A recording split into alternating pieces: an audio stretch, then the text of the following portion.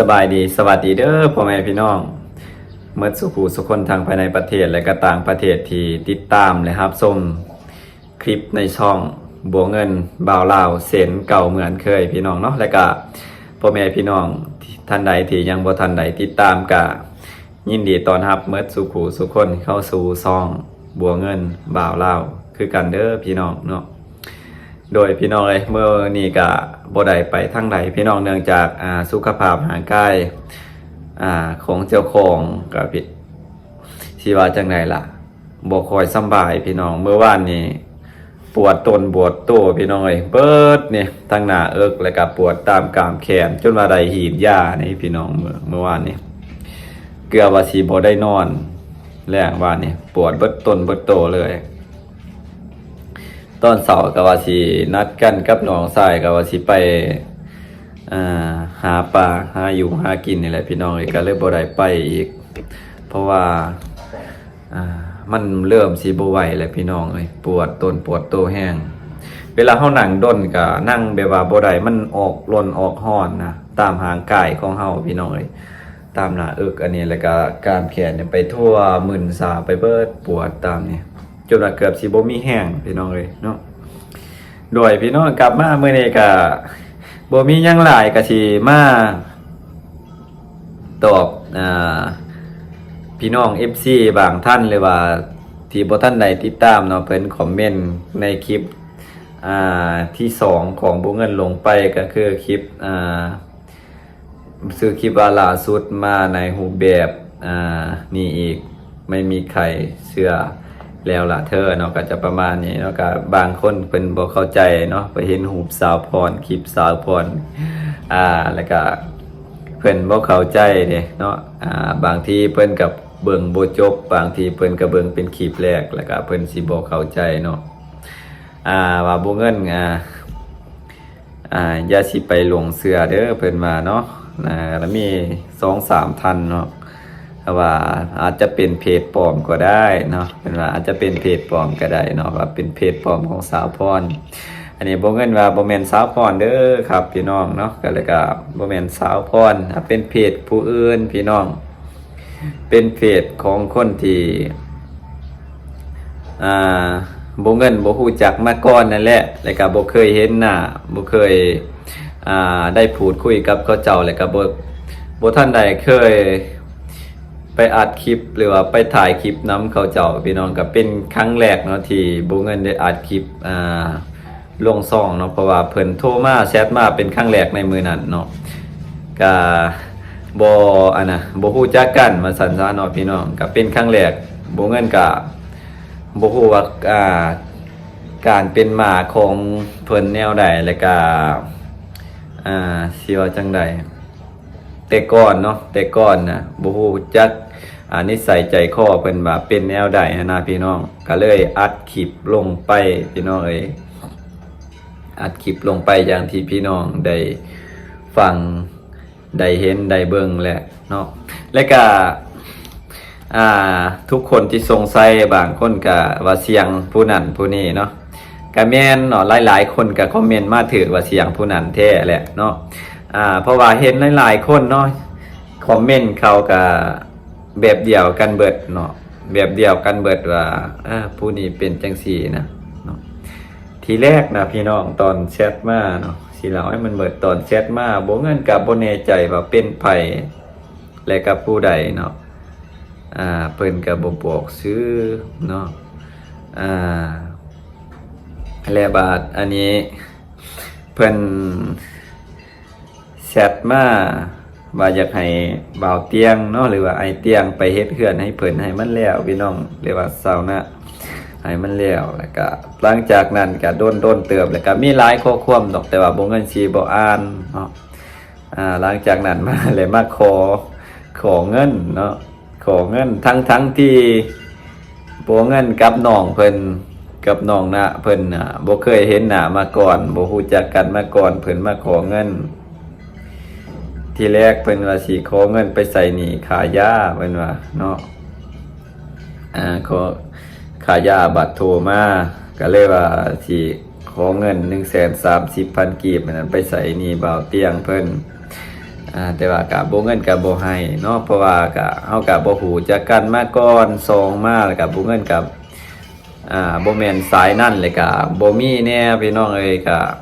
อย่างที่พี่น้องได้เห็นแหละบ่เงินก็เป็นคนที่หาเสากินค่ำคือกันพี่น้องเนาะก็อย่างที่ทุกคนได้เห็นก็เลยว่าบ่ให้แล้วก็ตัดสินใจเรื่องยืมเงินยืมคำนะเคยมีเนาะหมู่เพื่อนนี่แหละยืมมากแล้วก็บ่แทนบ่ให้เนาะอันนี้เป็นคอถือว่าสำหรับบางคนก็ถือว่าน้อยแต่ว่าสำหรับบ่เงินนะกว่าสิได้นะหาเงิน1มื้อบ่ได้1มื้อ2มื้อก็มีเพราะว่าตามหน้างานเฮาเฮ็ดว่าได้หลายหรือน้อยนะตามแต่ละมื้อแต่ละวันนั่นนะเนาะเวียกงานเฮาไปรับจ้างเนาะก็เลยว่าบ่ให้และก็อย่างที่พี่น้องได้ฟังแล้วเพิ่นโทรมาแล้วก็มีแต่ห้องให้บ่เงินก็บ่จักอีหยังนำเพิ่นว่าการเป็นมาความเป็นมาเป็นจังใดแล้วก็พี่น้องบางท่านว่าอยากให้บ่เงินน่ะไปโทรสอบถามบ่าวเตียงเพิ่นก่อนก็คือที่ฮู้แหละพี่น้องอ้ายเพิ่นก็เวียกหลายแล้วก็สิสับสนกลัวเพิ่นสิแต่ละมื้อเวียกเราก็หลายแฮงเนาะถ้ามีเวลาจึงมาตอบแต่ก็มีคนขอความช่วยเหลืออยู่หลายพี่น้องแต่ว่าตั้งบ่เงินน่ะคือว่าแหละบ่แม่นสายบุญแล้วก็บ่มีทุนสำรองแล้วก็บ่มีทุนสิไปช่วยเหลือเขานะเนาะถ้าว่าอยู่บ้านบ่เงินน่ะมีคนถูกคนอยากบ่มีคือกันพี่น้องครับถือว่าค่อนข้างหลายพอสมควรแต่ว่าก็บ่มีทางคนที่ซัพพอร์ตนูนหลังก็เลยแบบว่าเอาเหตุวิถีชีวิตของเจ้าของไปกระทายทำไปแต่ละมือเนาะก็จะประมาณนี่อย่างที่พี่น้องได้เห็นเนาะพี่น้องและก็เรื่องเงิน130,000 กีบนะแม่นแท้เนาะแม่นแท้ตามที่บ่เงินอ่านคอมเมนต์ของพ่อแม่พี่น้องเพิ่นที่เข้ามาแสดงความคิดเห็นในคลิปของบ่เงินลงไปนะพี่น้องบ่เงินก็ได้อ่านได้เบิ่งเนาะก็น่าจะแม่นแท้ว่าบ่าวเตียงหรือว่าอ้ายเตียงเพิ่นได้ใส่หนี้ให้น้องหน้าเพิ่นแท้เนาะอันนี้ถ้าน้องหน้าเพิ่นเข้ามาเบิ่งคลิปนี้อยู่ก็ให้น้องเข้าใจว่าเนาะผู้ใหญ่ที่คอยซัพพอร์ตที่คอยช่วยเหลือเฮานะเนาะเขาก็บ่หวังผลตอบแทนจากเฮาดอกเขาเพียงแต่อยากให้เฮาหลุดพ้นจากจุดนั้นที่เฮาเคยผ่านมาแล้วเพิ่นอยากให้เฮาผ่านพ้นไปได้เนาะอีหยังที่เพิ่นเฮ็ดให้แล้วก็ถือว่าเฮาก็ขอบคุณขอบบุญผู้ใหญ่เพิ่นเนาะถือว่าเป็นบุญของเฮาแล้วก็ต่อไปถ้าเฮาอยากเฮ็ดหยังหาหยังก็หาเนาะสิรอท่าแต่ผู้เพิ่นให้ก็บ่ไหวเด้พี่น้องขนาดพ่อแม่เฮาเด้เนาะก็ยัง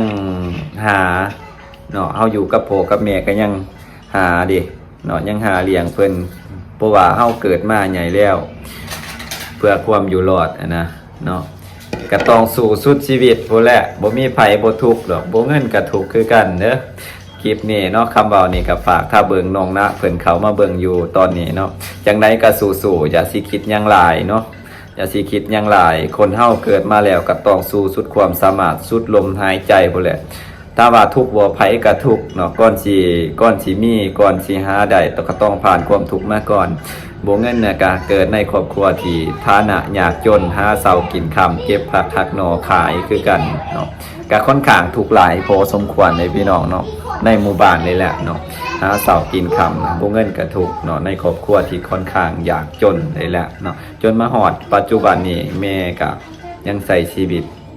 คือกับที่บ่เงินว่าหาเสากินค่ำอยู่เนาะไปก็ทุกข์ไปก็ยากอันนี้ฝากถึงน้องนะเพิ่นเนาะขอให้สู้ๆเนาะชีวิตยังเฮามีลมหายใจตราบใดที่ยังมีชีวิตอยู่ก็ต้องสู้ส้นต่อไปเนาะหางานเฮ็ดหาเวียกเฮ็ดเนาะก็ประมาณนี้และถ้าน้องเบิ่งอยู่คลิปนี้อ้ายก็บ่แม่นสิได้ประจานโตเด้อเนาะอยากให้น้องเข้าใจเนาะและก็สุดท้ายแล้วก็เป็นแชทมาเนาะก็บ่เงินก็สิอัดคลิปนี่เป็นคลิปสุดท้ายเลยเนาะเพิ่นเว้าว่าสิกินยากินหยังหั่นน่ะพี่น้องยาคานินเนาะก็มีหลายแชทอยู่น้องเพิ่นแชทเมื่อวานนี่เพิ่นว่า แบบว่าเพิ่นว่า FC คอมเมนต์ให้น้องเพิ่นแนวนั้นแนวนี้เนาะคอมเมนต์ด่าหรือว่าคอมเมนต์ว่าเพิ่นแนวนั้นแนวนี้อีหยังเพราะว่าเฮาน่ะFC สิคอมเมนต์ว่าแนวใดก็ตามแต่เฮาก็ต้องรับความเป็นจริงเนาะเฮาก็ต้องรับความเป็นจริงบ่เงินก็เคยเจอมาหลายอยู่อีหยังที่เฮาเฮ็ดบ่ถูกก็ควรเปลี่ยนแปลงปรับปรุงใหม่เนาะว่าFC ก็สิเข้าใจเด้บ่แม่นว่าเฮาสิไปเกลียดแค้นแล้วก็เอาคำเว้าของเขาเจ้ามาคิดมาอันนี้เนาะบ่ต้องไปคิดหลายเนาะเพิ่นล่าสุดเนี่ยเพิ่นแชทมาเมื่อวานนี่เนาะก็อย่างที่พ่อแม่พี่น้อง FC ได้เว้าแหละว่าบ่ต้องให้ไปตอบโต้บ่ต้องให้ไปล่มกับเพิ่นแล้วก็บ่ต้องอันนี้อยากให้บ่เงินบล็อกไปเนาะบ่เงินบล็อกแล้วบัดนี้เพิ่นปลดบล็อกเนาะน้องเพิ่นแชทมาว่าโอ้ยพี่น้องเอ้ยมีข้อความเพิ่นแชทมาหลายอยู่แต่ว่าบ่เงินสิย่านเมื่อว่าสิเพิ่นเว้าว่าสิกินยาฆ่าตัวตายนะพี่น้องเนาะก็เป็นตาย่านพี่น้องเอ้ยเพิ่นเว้าแนวนี้เนาะเพราะว่ายังบ่เชื่อเนาะอยากให้บ่เงินน่ะเฮ็ดคลิปตอบเฮ็ดคลิปตอบให้อีกเนาะเห็นว่าเนาะก็คลิปนี้แหละบ่เงินสิเฮ็ดเป็นคลิปสุดท้ายเนาะการฆ่าตัวตายหรือว่าการกินยานะมันบ่แม่นเรื่องดีนะบ่เงินก็เว้ากับเพิ่นนะว่ามันบ่แม่นแนวถ้าสิเฮ็ดแนวนั้นเนาะเกิดมาน่ะเนี่ยพ่อแม่หันลำบากเฮาส่ำใดกว่าสิใหญ่มาเนาะเพิ่นเว้าจังซี่นะว่าสิกินยาเพิ่นว่าบ่สิบ่ให้ FC เห็นแล้วก็สิบ่ให้อ้ายน้องยูทูบเบอร์เห็นเนาะเพิ่นว่าจังซี่คำนี้ก็บ่ควรเว้าแล้วก็บ่ควรเฮ็ดมันบ่ดีเนาะก็ฮู้ว่าเพิ่นอันนี้และท่านเพิ่นเบิ่งอยู่คลิปนี่เนาะเพิ่นกลับมาเบิ่งอีกเทื่อนี่ก็สำหรับบ่เงินน่ะก็สิเฮ็ดเพียงซ้ำนี้เนาะเพราะว่าเพิ่นแชทมาเมื่อวานนี้ก็เลยบ่ได้เฮ็ดคลิปเป็นคลิปสุดท้ายมื้อนี้สิมาเล่าแล้วก็เป็นคลิปสุดท้ายเนาะสำหรับบ่เงินแล้วแม่นบ่ฮู้จักหยังกับเพิ่นมาก่อนแล้วก็เพิ่นโทรมาล่มมาเว้ามาขอเงินเนาะบ่เงินบ่ให้แล้วก็ว่าเจ้าบ่ให้ข่อยสิซนเจ้าบ่เพิ่นว่าข่อยบ่ซนดอกเพิ่นว่าจังซี่อีกได้เนาะบ่เงินก็บ่ว่าหยังบ่ซนก็บ่เป็นหยังเนาะโดยพี่น้องก็ประมาณนี้แหละก็เพิ่นแชทมาว่าเจ้าบ่ให้ก็บ่เป็นหยังเพิ่นว่าบ่ซนบ่หยังนำเฮาหั่นน่ะพี่น้องก็บ่เงินก็คิดย่านแน่เพิ่นว่าสิกินร้านกินยาแหละพี่น้องก็คิดย่านเนาะก็สิบ่โต้ตอบก็สิบ่เว้าหยังเนาะเพิ่นแชทมาอยู่ก็มีหลายอยู่ข้อความเพิ่นแชทมาส่งเสียงมาเมื่อวานเนี่ยทั้งโทรทั้งส่งเสียงมาแต่ว่าบ่เงินบ่รับพี่น้องตอบคำเดียวก็คือจังซี่แนวบ่แนวคอยบ่ฮู้จักกันกับเจ้าสิมาขอเงินขอนอนขอนี่คือว่าอายฮักอายแพงตนได้อีกจะอะไรกันเนี่ยนี่ย้อนจะเองนี่แหละ FC จังหายเจ้าก็มีแต่คำนี้จบเลยแหละพี่น้องก็สิบ่ตอบโต้เพิ่นอีกแล้วก็สิบ่เฮ็ดคลิปเนาะเพราะว่าบ่เงินก็เริ่มสิเข้าใจแล้วว่าเป็นแนวใดเนาะก็ FC หลายๆท่านก็สิเข้าใจเนาะโดยพี่น้องคลิปนี้ก็สิประมาณนี้แหละสิบ่ตอบโต้แล้วเป็นคลิปสุดท้ายเนาะที่บ่เงินสิเฮ็ดในมื้อนี้แล้วก็สิเว้าเป็นคลิปสุดท้ายเลยพี่น้องโดยพี่น้องเอ้ยฝากเป็นกำลังใจให้บ่เงินแน่เด้อพ่อแม่พี่น้องเขามาเบิ่งมาชมแล้วเนาะฝากเป็นกำลังใจให้บ่เงินนำแน่เนาะก็เป็นมือใหม่ยูทูบเบอร์น้องใหม่เนาะพี่น้องท่านใดมีความคิดตำหนิติชมแนวใดก็คอมเมนต์มาได้เด้อพ่อแม่พี่น้องเดี๋ยวบ่เงินจะปรับนำไปใส่เนาะขอบคุณหลายๆขอให้สุขภาพแข็งแรงเมื่อสุขุสุขคนพี่น้องคลิปนี้ก็สิจบเพียงซ้ำนี้พี่น้องขอบคุณหลายๆเด้อพี่น้องเนาะสบายดีสุขภาพแข็งแรงเด้อ